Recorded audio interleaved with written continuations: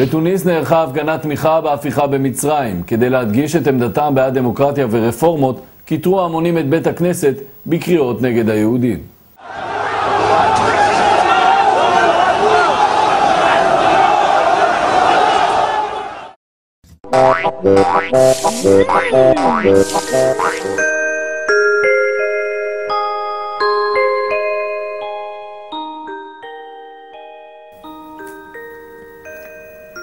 היו היה איש שסיפר לשומעים על מלאך שלקח אותו לטיול בעננים. אלוהים בעצמו שם אמר לו בלחישה שעליו להקים כעת דת חדשה. מכיוון שהסיפור נשמע כל כך נכון, הוא אסף עד מהרה אנשים בהמון. אך היו שם גם שבטי יהודים רועי עדר שלא הצטרפו לצבאו. זה לא בסדר. אז כדרך עמו מקדם ועד המאה ה-21 מצאו סיבה לזעם בלתי נשלט.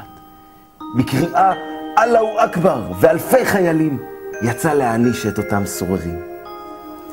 ולאחר שנכנעו בפניהם כך הוסח, יפה, וכעת את כולכם כאן אטבח. אך ברוב הבירות וללא חרון אף, רק לגברים את הראש הוא ערף. על הנשים הוא ריחם, כי יותר פרקטי ונוח אותן ואת ילדיהן להעביר דת בכוח. כמובן שבזאת הגיבור לא סיים, ושחט שם עוד שבט שהעז להתקיים. לכן קוראים מאמיניו, חייבר יא יהוד, ג'ש מוחמד סייעוד.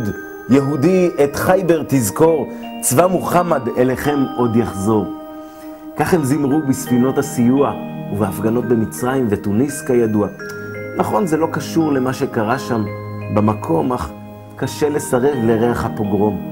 אם אינך מוסלמי זה נקרא הסתה לרצח, אבל שם זה בסדר, רק שחרור של קצת מתח.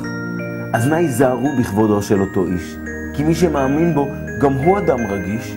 קריקטורות וקריאות הן עלבון וגזענות, אבל חייבר יא יהוד זה עניין של תרבות.